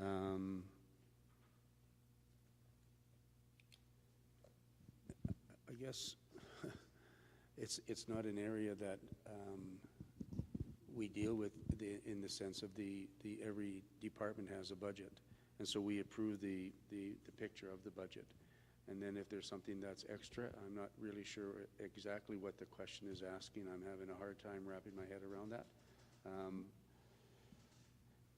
Can you give me can you clarify that just a little bit using a phrase from my mayor without using those words? Can you rephrase it? I think basically it's from your perspective, what are you looking at when you're considering where taxpayer money gets spent? So every fall and spring workshop, we listen to our managers give us what they wish lists or what they need in their department on a 4-year term. So then by the time that's all balanced out, it's way above what we can spend. And so then we start asking questions and we start clarifying, why do you need this? What do you need it for? So there's a lot of checks and balances before we ever allow the... Time. Thanks, Paul. Candidate Jamie. When I hear a budget request, I immediately separate the two. Is it a capital? If it's a capital, is there operating? So that's the first distinction. The longevity of the product. How long are we going to have it for? How long is it going to last? The cost of the maintenance. Do we need to train our staff? And do we need to hire new staff? And what about the product end-of-life recycling? So we have the product, and then when it dies, where are we going to put it? And the cost of that. So sometimes when proposals come forward and where there's debate, those are the things that are going through my mind. I also think about what we're going to have to put on the back burner. Sometimes it's something more aesthetic. I believe that the infrastructure is necessary. I like the aesthetic because we bring people here because it's a beautiful community, and sometimes that gets put on the back burner. Candidate Owen. Yeah, it's a big question because it's actually the entire job that a councillor and a council with the mayor does. The entire job is to take the tax money and balance it with the services that the community wants and the values that the community wants. That's it. That's the whole job description. Every bylaw, every policy, everything we do relates back to what we're doing with the taxes that are collected. So yeah, that's a big question, and the whole job is finding that balance and making sure that the residents are getting best bang for their buck for our community. Candidate Rob. You know, when it comes to needs and wants, you know, at Christmas you need it and you want it and you get it.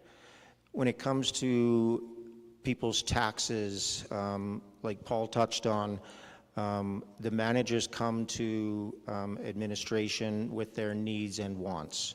Then council goes to the workshops, as mentioned, and we whittle down those wants and needs more into needs rather than wants. So I think going forward, this next council needs to be a bit more prudent with those needs due to the unstable future, shall I say, or the harder times that could be in front of us. It's so much uncertainty that I think we just need to be more prudent. Thank you. Candidate Connie. Well, I think the needs and wants is going to be there no matter what you do. We have to balance the budget and make it work within itself. We can't overspend or we're going to be in trouble, and we cannot have a deficit. So we have to make it, the needs not exceed what we can bring in for money. Candidate Jackie. I think that is definitely the needs and the wants, but if you're looking at how I would look at it anyway, is what does that expenditure bring to the town? And to prioritize what things need to be done first and what things can be done later. Because if you have something that's not going to benefit the town or not going to be on need of the town, then that can wait. And definitely the things that are the most important should be put first without going over the budget. Thank you. We'll start this next question with candidate Todd. What role, if any, should the town council have in advocacy with other governments and or in partnerships with other towns? Complicated question, isn't it? From municipality to municipality, they all work together. They all talk together. Each council's talk, administration's talk. So that's all fine and dandy. As for the other governments, provincial and federal, not our playground. We work with the current government, provincial government, regardless of who is in power. And yeah, those don't come into play. So not at all. Candidate Paul? Well, we are fortunate to have our provincial member, Jason Nixon, live right here. He's a great advocate for a lot of the projects. He helped us with our lagoon system him and Rick McIver. He is working hard with our hospital futures. So there is a place that we as a council have to be in good relationships with them and good communication with them. And when they start advocating for you, you'll start to have some wins. When it comes to other towns, we are collaboration with Mountain View County. That was mandated from the government many years ago, so that we have a committee that sits on both sides. Once every 3 months, roughly, they meet and they go over different projects or stuff that impact both municipalities. We have a fire, keep putting that 10 seconds up on me. We have an agreement also with Clearwater with our fire, and so we do work with each other. We have to. Candidate Jamie. Yeah, I think the role of council in partnership with other government organizations and other towns is necessary.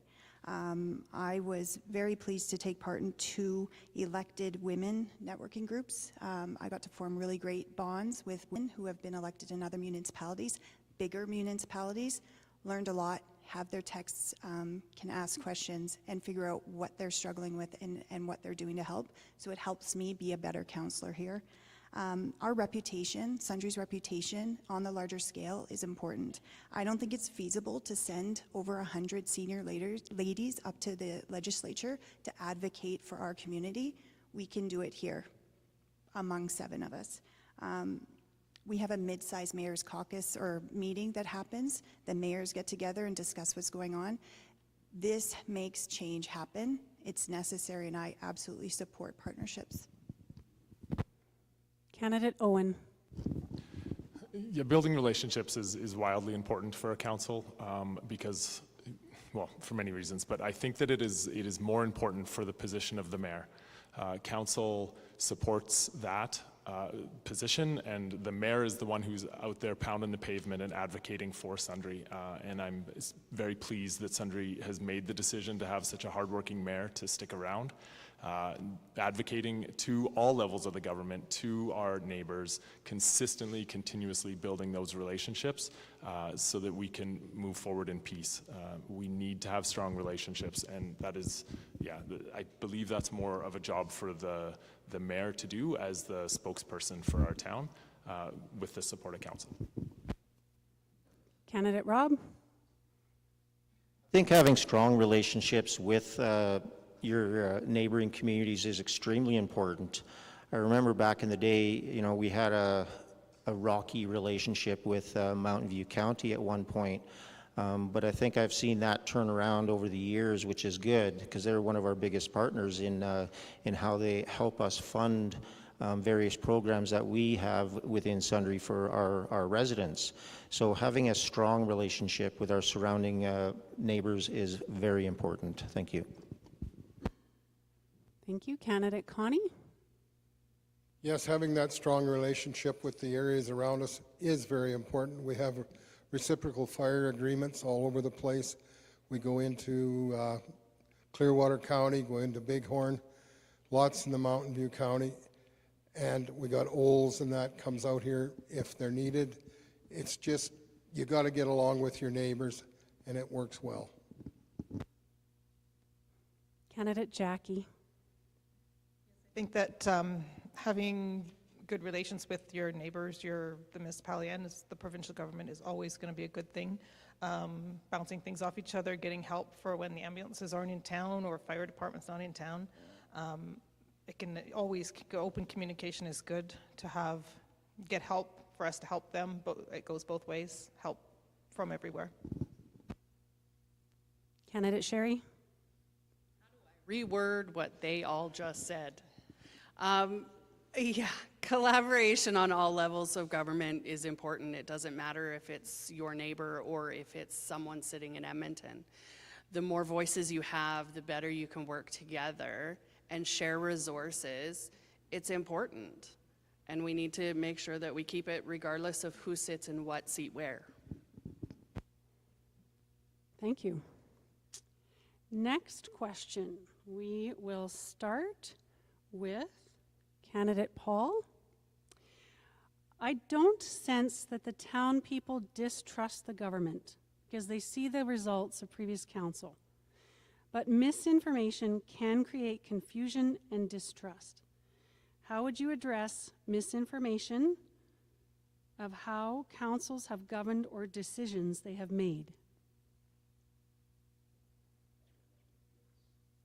Misinformation. How do you address misinformation? I guess by telling the, I was going to say telling the truth. Doesn't sound good. I guess by letting them know what is really going on. I guess the only way we can do that is if you ask me. I won't address social media, whether it's incorrect or not, because again, that could be misinterpreted. So I guess if something's out there that's not correct and I know the person personally, I might choose to go there, but I think we have to be accountable to people, and I think there's a piece of that you play, and you need to come to us and say, hey, this is what I'm hearing, is this true? And then we should just be really honest and tell you. So I'm not sure what else to say to that. Thank you. Candidate Jamie? Thank you. Misinformation to me, it just means missing information. So in this community, in rural communities, people are passionate about what they know or what they think they know. And I don't think it does anyone a service to set them aside.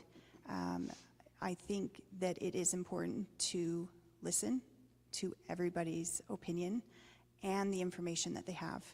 And I think that if we're being responsible, we can listen appropriately and provide some information or ask questions and encourage them to find the information themselves.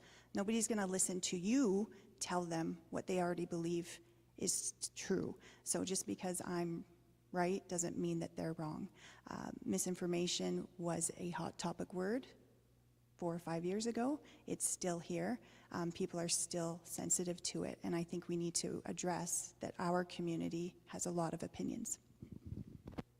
Thank you. Candidate Owen? I think if this question was put towards me and I was running for a municipality that was quite large, I would have no idea how to answer. Misinformation is really difficult, especially when you're listening to people that you've never met and are far away in a millions of people's city. But we live in Sundre, and there's 2,800 proper in the town. It is not hard to find your councillor or your mayor. It is not hard to pick up the newspaper. It is not hard to pick up the phone and find your councillors, and we're in a sweet spot. So misinformation is tackled by communication, by asking the questions, and engaging in dialogue, and we can do that in Sundre quite easily. We are very, very fortunate. Candidate Rob? I'm going to go back to my beginning statement about accountability. You know, you got to be open and honest with the residents. So if there is any misinformation, and you also got to be accessible, but if there's any misinformation, you find out what they've seen, heard, read, or whatever, and you know, you look into it. It's just, you know, social media for me, you know, I like social media, and it's a good way to get messages out there, but I do agree that there is sometimes misinformation. But like I said, you just got to be open, honest, approachable, accessible, and try to find the answer for that misinformation. Candidate Connie? Somebody came to me talking about misinformation. I tried to find out where it came from, what it was about, and get them the proper answer, right or wrong. Get them the answer that is the correct answer and clear the air that way. Candidate Jackie?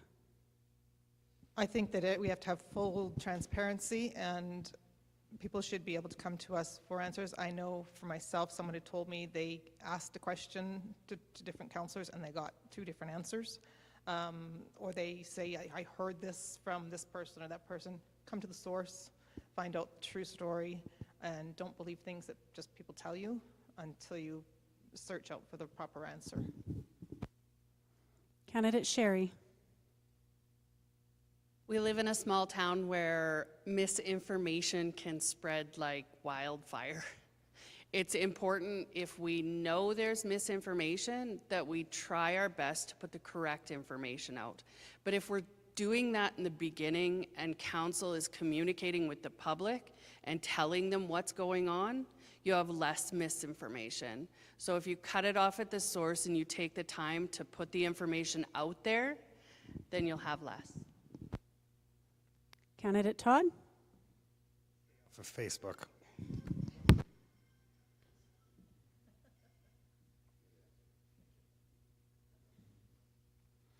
Okay, we're moving on. Not quite the last question, Paul. We are going to start this one with Jamie. Council can only act by bylaw or resolution. What does that mean to you? So I had a difficult challenge. You're not allowed to play in the sandbox. I will say this all the time. You want to do the work. I'm a worker. What needs to be done, let me go. I want to help. I want to give you the answers. I want to tell you the things. We sit as 7. We have an admin looking at us, and we have to write a policy or a bylaw that essentially allows them to work. And we debate how we think it's going to go. Our CAO, our only employee, educates us on the legalese so that we don't get in trouble. And sometimes that's challenging. We have to follow the law. So when I think about bylaws and policies, I think about debate, conversations that get loud, and sitting in a room for long periods of time, creating a mess, and admin making it look pretty at the end. Candidate Owen. Can you please read the question again for me? Council can only act by bylaw or resolution. What does that mean to you? Yeah, that means to me that that's where the rubber hits the road. Politicians are notorious for just talking and talking and talking and talking. And we do that to get ourselves to our final position of the vote and the passing of the bylaw and the passing of the policy. And every time we do that, it has a direct effect on the budget. And that is the most important. That's the thing that we do. In fact, it's so important that if we don't vote, we can be kicked out of council. It's one of those, you absolutely have to do it. We take that oath. If you don't vote, you're out. It's the rubber hit the road. It's what you want in your councillor, is to make decisions. Candidate Rob. It's a tough question. Bylaw, there's that word law in there. So you have to follow that. Policies are a guideline to follow within the guidelines of the municipality, but a bylaw is just kind of like law to me. So, Jamie put it very eloquently, and I can't repeat it, but she did very well. So I'm going to use her words as well. Candidate Connie. Bylaws and policy are what we run by and what controls us and what rules we give to our employee, the CAO, to operate under. And we're constantly making new ones, more than I like sometimes, but we do have to make them, and they are useful. Candidate Jackie. I think what Jamie Marr said is right on the head, hitting the nail on the head. We have to abide by those rules, which sometimes makes it hard for us to do certain things, but that's what our job is, to make the new bylaws and the new policies to move forward. Candidate Sherry. For me again, please. Yes. Council can only act by bylaw or resolution. What does that mean to you? It's pretty easy. Follow the law and decision of council. Candidate Todd? Well, along with everyone else that just made good points, I guess. Very basic. It means everything we do is a decision of council. No one of 7 has any power. We have no decision-making skills or abilities. We have no direction without a vote of council. Everything takes 7 to vote on, and once that happens, the council agrees that is the direction forward. There's no longer an individual. It is a council. Candidate Paul. I don't have much to add other than I was about to say, I think Jamie said it well, but I don't want to say that out loud because I sit beside her for the last 4 years and I hear her all the time. And I guess really all I'll add to it is there's a process, and everything you go, everywhere you go, there's a process and there's a procedure, and no different in being a councillor in an elected council. In effect, you have a process and a procedure that you have to follow. It's the way it is. So you have to learn it so that you follow it correctly. Thank you. We will start the next question for candidate Owen. Sundre has excellent amenities for such a small community. As the community grows and extra amenities are added, there's greater pressure on community services, the ice rink, expanded trail networks, skate parks, etc. What would you do as a member of council to ensure sufficient funding and budget for these departments as the community grows? Yeah, this is going to be something I would really like to work on if I'm elected again. We have built some more recreation infrastructure. We have built that outdoor pool, more connection on trails, and I think that our budget needs to be massaged in a way that community services gets the resources they need to deliver a level of service for us that I would like to see. On recreation, on our sidewalks, our trails, our sweeping, our beautiful flowers that are all over town, all of those things, the maintenance of the arena, the outdoor arena, all of these things that we really value. So I would like to massage that in the budget. And I know that, like I said before, I am not into wild swings in our tax rate, so that's a difficult challenge, and it's something I would love to tackle if elected. Candidate Rob? Can you repeat the question, please? Sundre has excellent amenities for such a small community. As the community grows and extra amenities are added, there's greater pressure on community services, the ice rink, expanded trail networks, skate park, etc. Question: what do you as a member of council do to ensure sufficient funding and budget for these departments as the community grows? First, I would look at the amenity that is being proposed, and then we would direct administration to see if there's any grant funding out there that we could utilize to help facilitate that newest amenity. Because the budgets are tight at the moment, but like Owen said, is there room to massage it and stuff like that? But I would look at other ways to see if we can generate further revenue in other areas to see if we could facilitate that. Thank you. Candidate Connie. I would like to see us enhance the programs that are done in these areas and the money that's put into them, and go to the county and see if we can get a little more out of them for the participants that are using it. We've got county residents using all our town facilities, and we could use more money from them. That would help us out. Candidate Jackie? I think the amenities are very important to the town. And as the town grows, there will be more people paying their taxes, so that will increase the budget. But I do believe that the needs are more important than the wants. If it isn't in the budget to increase these places or do things to these places, the needs have to come first. Candidate Sherry? We need to make sure that there's balance between community service for the town and the facilities that are supported by nonprofits. We have to ensure that prior to adding things to our community, we need to take the full look at the capital aspect, the maintenance aspect, and the operating. We have to make sure that we put the time and the effort to make sure that it's fully thought out before we decide to do it. Candidate Todd?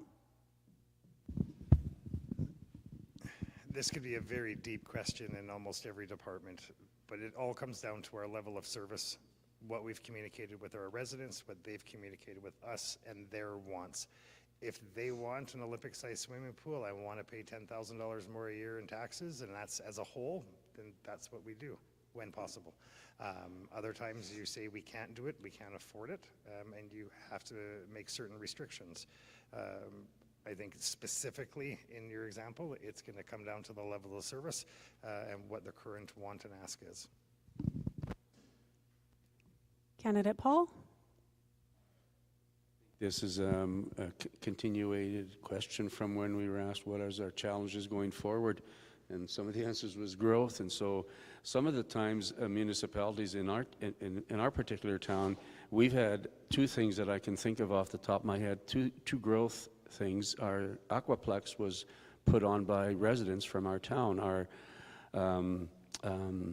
skateboard was put on by our town, but our town has now an obligation to do something to keep that going. So sometimes growth doesn't even come from the town, the growth comes from the residents, and so there is always a balancing act to make sure that taxes don't go up, budgets are met. Growth will increase costs. Hopefully there's some extra revenue there, but so it's a challenge as to how do you grow and yet not keep taking taxes. She gets me every time. I see it now that I'm looking forward. Candidate Jamie? Amenities means level of service, and I think when you look at that, we have to look at in-house and contract. That's something we need to consider.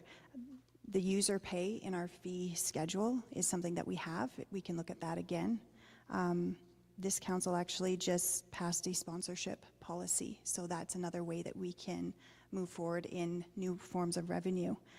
Growth studies, and are new facilities or amenities possible or even needed?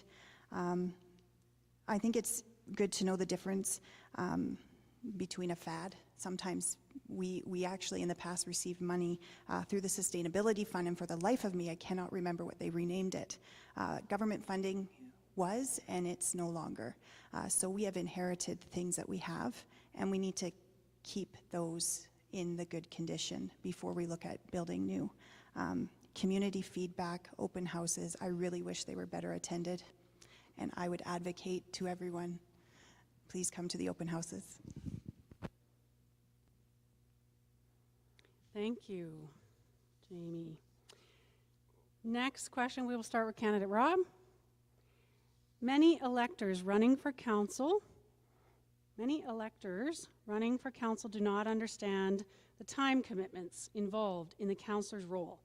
How do you ensure you're fulfilling your commitment to the electors of the municipality while still maintaining your own quality of life? That's a good question, and it is true. You know, when I first ran, I did not realize what type of commitment that was. You know, like Owen said, that the previous mayor threw down a 140-page book in front of him and said, here, this is what we just dealt with. And that's not a lie, that is true. So the time commitment is definitely there. You know, you got your committees, you got, you know, your conferences, you got online learning if you want to do that. It is a balancing act. I still work full-time, but I am committed to working for the town of Sundre, for the residents, and I will do my best to support and to do what's best for Sundre. Thank you. Candidate Connie? Yeah, it's a bigger commitment than I thought it was when I started here 4 years ago.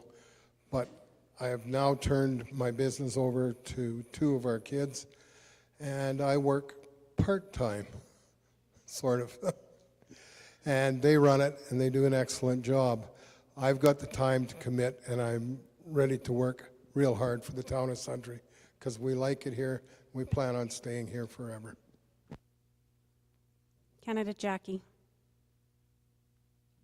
I'm the only one here who has never been on council before, so yes, I don't know what the full commitment is, but I don't work anymore. I have the time. Right now, I do a lot of volunteering in the community, but I have the time to put in because I moved here and I love this town. I'm convincing all my friends and relatives to move here, and I plan to stay here forever, so I'm willing to put in that time. Candidate Sherry. I have a full-time job, but my boss has been very supportive of my decision. I work 4 days a week. I feel bad for you, Jackie, because you don't know what it is, what you have to commit. It's a little bit of time. You can do the minimum or you can put the maximum in.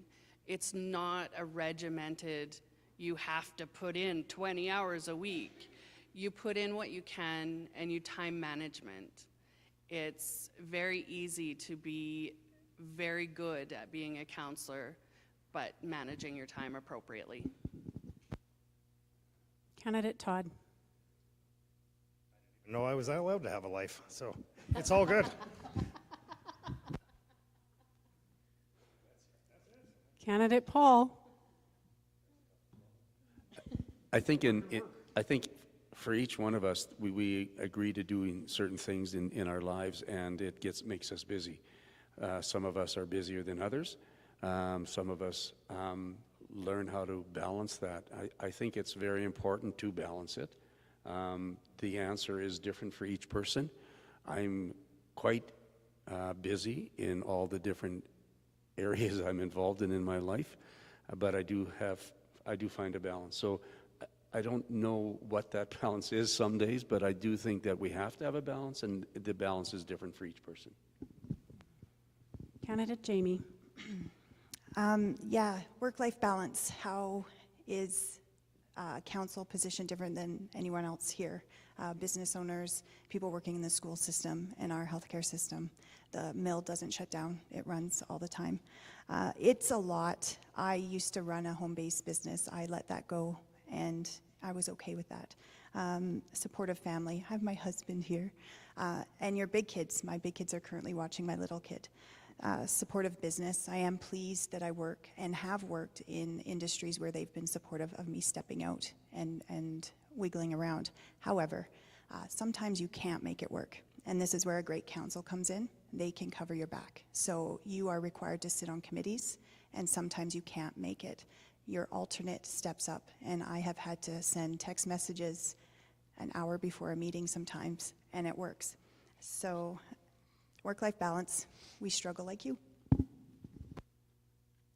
Candidate Owen. Yeah, sitting on council has proved to be a lot of work and a lot of time commitment, but it doesn't take much to look around for me to realize that that's what this town was built on. We need only look to all of the amenities that we have that we don't own as a community under our tax dollars, but we still get to enjoy, like the pool, like the museum, like our bike and ski trails, like that brand new pickleball court. All of these places, the curling rink, these are built on volunteers, and they work tirelessly. And so it's inspiring to me to just, when I get overwhelmed and too much, that to just keep going. Thank you.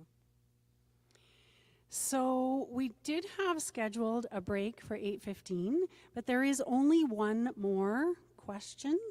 So I think we will ask that question, and then we will move into the wrap-up. Everybody's okay with that? So we will start with candidate Connie. In regards to Sundre's parks, trails, and open spaces, what is something you have on your wish list? How are you going to make it a reality? And where does the funding come from?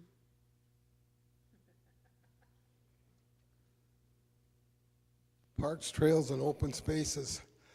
I like the parks, I like the trails, and I like the open spaces, but I don't have a wish list to expand them at all. It'll come up when residential, they have to supply green space with a development. Any development needs to supply a green space, so we'll get more of them as we go along. Candidate Jackie. I don't have a wish list on that either. I enjoy them, but I don't think they need to be expanded at the moment. There are so many other things that are so much more important. Our seniors and our people who are just trying to get by. So I think, yeah, I don't have any wish list for that. Candidate Sherry. Scrambling to think of a wish list idea.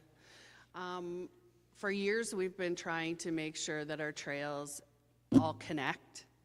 So I'd like to see the continuation of that, but other than that, I have no wish list other than that. Candidate Todd. Yeah, I honestly don't have a whole lot. One day, in sometime in the near future, I would like the bigger, badder dog park, just an expansion for those facilities. And again, the trails and connections, which are important, some more paves, some more skiing. Where's the funding going to come? From a lot of different places slowly, just not from our taxpayer immediately. Candidate Paul.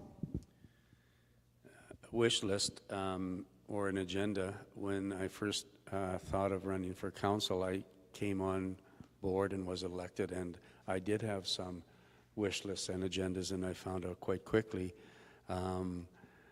that that's probably not the right mindset to be in as a councillor, because my wish list is what you want, and so if I have an idea or something I think we need, if you don't want it, well then then I need to drop it. So I think there's a danger sometimes a councillor getting elected having a wish list. Now I view my wish list more because I've been here for a little while. We've been fighting hard for that lagoon. That's done. I think one of the next wish lists is probably the hospital, and we're going to work hard on that one. So I know.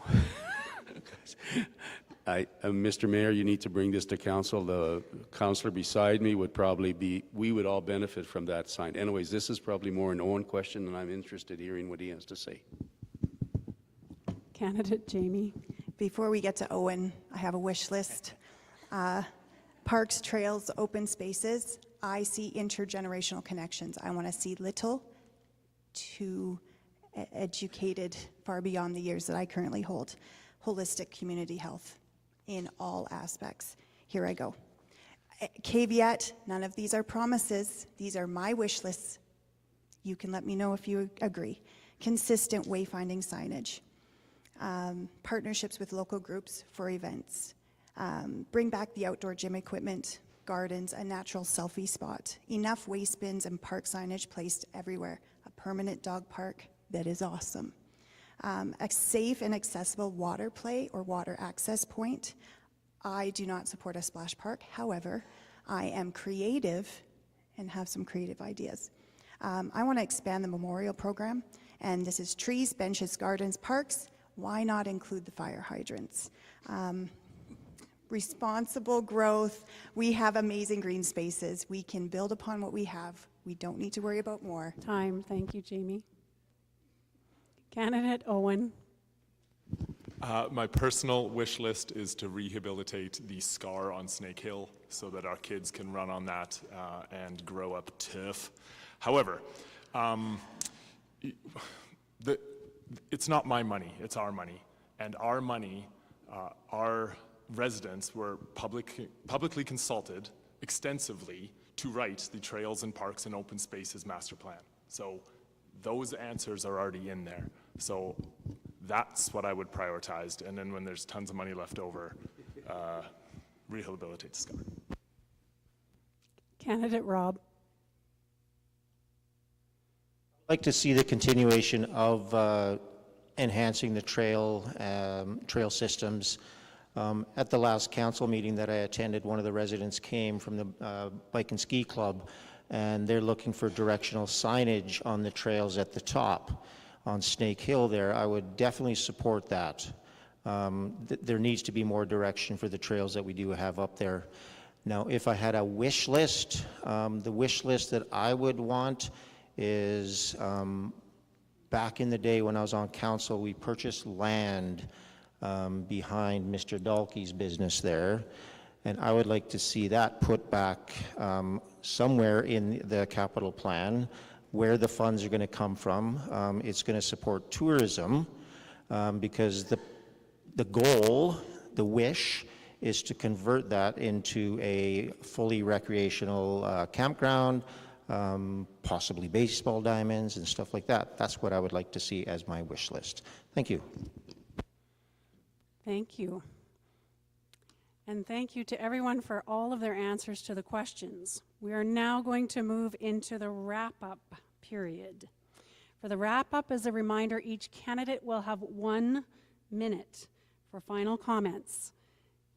With the 10-second warning, candidate Paul. So for this portion, we're going to start backwards from the alphabet, and we will start with candidate Rob for final comments and wrap-up. Thanks again for coming out, ladies and gentlemen. In just over a week, you will have the opportunity to decide who will represent you on town council.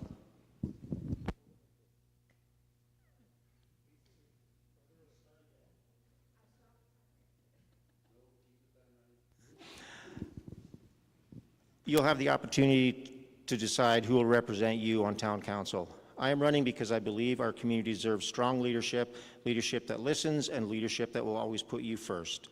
I am committed to making sure our town grows responsibly by keeping taxes fair and transparent, by investing in infrastructure we all rely on. I believe by working together, we can attract tourism without losing the small town character that makes Sundre home. And most importantly, I am committed to you. I will always listen, I will always be accessible, and I will always make decisions with the best interests of our community in mind. On October 20th, I ask for your support and your vote. Together we can build a stronger, more welcoming town. Thank you. Candidate Owen. Yeah, if I am elected again to sit on council, you will get somebody who wants to continue to keep the stability going in this community. We have a fiscal framework that was introduced a couple terms ago that is doing us a lot of benefit here in this community, and you will get a candidate, or you will get a councillor who supports that framework, supports budgeting and sticking to that budget as best we can, and you will get a candidate supporting recreation a lot. So happy voting, everyone. Candidate Jamie. I am dedicated to being a strong and approachable voice for our residents. I need a script I can't ad-lib. I want our youth to come back and raise their families here. I want our busy parents to have passive and active spaces for their children to play and socialize. I want our older adults to connect with our youth and have opportunities to share their knowledge and celebrate our history. I want to be able to replace aging infrastructure and equipment without having to worry about financing large debt loads. I support the four-year financial framework. I support the reserves. I want to ensure that every dollar spent has been thoughtful and benefits the community as a whole. I support holistic health and advocate for strong mental, physical, and spiritual health supports. I support and celebrate intergenerational connections, community programs, and events. I support four-year tourism. I want residents to have pride in the way our community looks with beautiful and accessible downtown core, which is the cornerstone of the sustainable Sundre, which benefits all generations. As your councillor, I reflect leadership with honesty and decisions with passion. Time, thank you. And a script. Candidate Paul. I want to be fast because I want to finish this story. Connie will identify with this story. I ump a lot of baseball, and one of the challenges I've had as an umpire is calling an infield fly. I miss it all the time.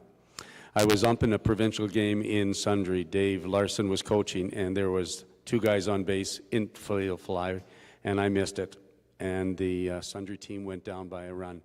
Last inning, Sundre came and won. But when I missed the infield fly, Dave came out of the dugout and he said, "Ump, what? That was an infield fly." And I realized I had screwed up. I walked all the way down to third base. I looked him square in the eye and I said, "Yes, I did miss it." I didn't know what to do. I turned around and walked back, hoping that he wouldn't yell at me anymore. I tell you that story because when you go to vote, I want you to vote for people that will listen to you, and we will make mistakes. I see you. And when we make mistakes, we need to hear it, and we need to say, we apologize. We need to make it right. So vote for people that will listen to you. Time. Thank you, Paul. Candidate Todd. Well, I kind of want to really push these 60 seconds. My name's Todd. I support all of the messages that you've heard up here.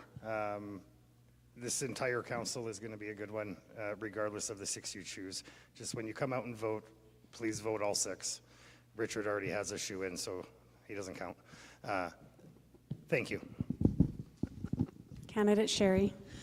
I'm running for council because Sundre is my lifelong home. I've lived here for the better part of my life, and I care deeply about its future.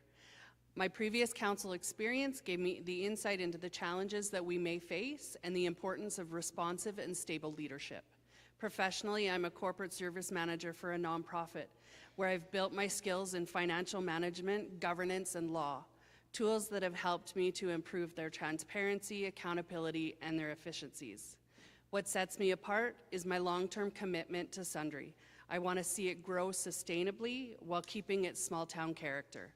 I bring a collaborative, practical approach and believe council work is about building trust, listening to residents, and making sure that everyone's heard and feels valued. Candidate Jackie. My commitment to our town is evident through the extensive volunteer work I do across various local organizations. I will, if I'm elected, I will act on with integrity and transparency, and I promise to respectfully and attentively to all concerns brought forward by residents. Each voice matters, and I'll ensure that the diverse perspectives and worries of people are heard and considered in council decisions. When issues, ideas, or problems are raised by the community, I will act as a conduit between the public and council, bringing these matters forward so that they can receive the attention and deliberation they deserve. Above all, I will represent the interests of the people to the absolute best of my ability. This means advocating for community needs, being responsive and accessible, and striving for fair, thoughtful representation. My role is not to promise specific outcomes, but to serve as a dedicated advocate and representative who works tirelessly to reflect the collective will and concerns of those I serve. Thank you. Candidate Connie. I'd just like to thank everybody for coming out tonight. I want to run another term because we got some programs and that we want to finish up and we got to get some more organization going. It's been great 4 years, and I look forward to the next 4 years. Everybody come out and vote, please. Thank you. That concludes this evening's forum.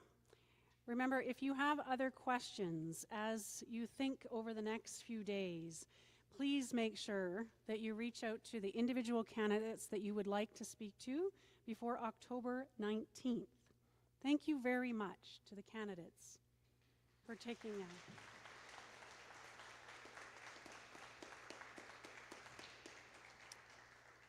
It's not easy always to sit up here and do these things with someone saying 10 seconds and your thoughts go out of your head.